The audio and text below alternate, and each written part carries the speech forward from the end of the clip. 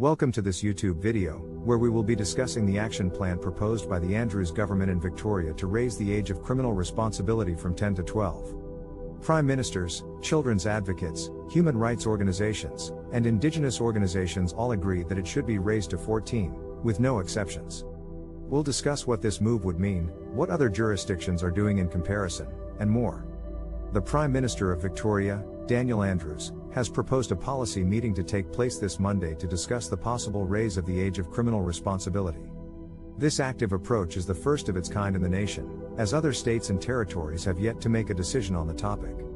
If the suggestion is accepted, people aged between 10 and 12 would be held criminally responsible for their actions, and there may be exceptions for those under 12 for crimes such as murder and terrorism. The Human Rights Law Center has urged against the suggestion, warning that this action would be an abject failure. They believe that children should remain in school and playgrounds, and never in prisons or police cells, where they don't have the chance to learn and grow. They argue that this policy would cause further harm to already vulnerable young individuals, such as those within the child protection system.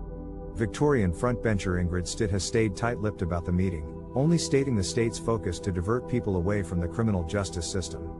Opposition leader Michael O'Brien has questioned the implications of such a policy and questioned how the government plans on preventing older gang leaders from exploiting children.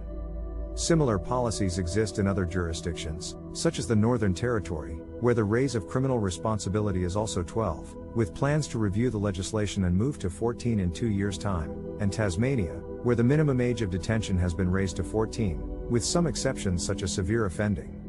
One member of parliament has suggested the raise to 12 as a step in the right direction, and an increase in prevention, intervention and diversion programs should come before raising it to 14. The Victorian Aboriginal Legal Services have also voiced their opinion, with Chief Executive Narita Waite stating that if Andrews does not raise the age of criminal responsibility to 14 or higher, that's not progressive or responsible.